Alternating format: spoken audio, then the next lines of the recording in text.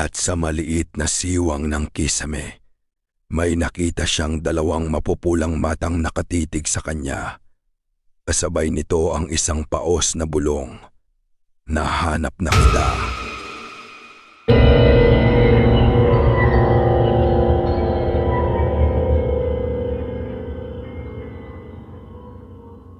Nanlaki ang mga mata ni Marco. Unti-unti niyang nilingon ang kamay na nakahawak sa kanyang balikat. Ngunit wala siyang nakita.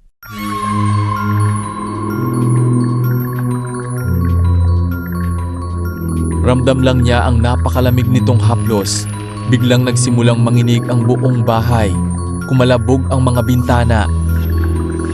Namatay ang ilaw. Tanging liwanag ng buwan ang natira. Mahigpit na niyakap ng kanyang lola ang krus na hawak nito. "Huwag kang lilingon kahit anong marinig mo," bulong niya. Ngunit biglang may kumatok.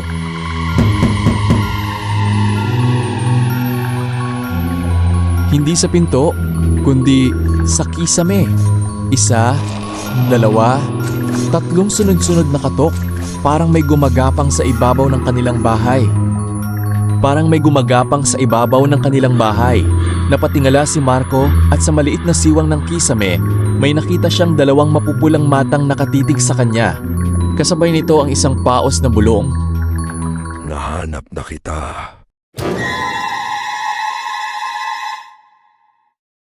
Biglang bumukas ang pinto ng kusina ng mag-isa at mula sa dilim, may isang maitim na anino ang dahan-dahang lumabas.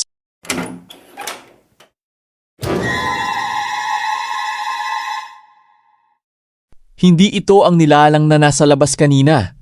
Mas matangkad, mas nakakatakot, at tila matagal na itong naghihintay sa loob mismo ng kanilang bahay.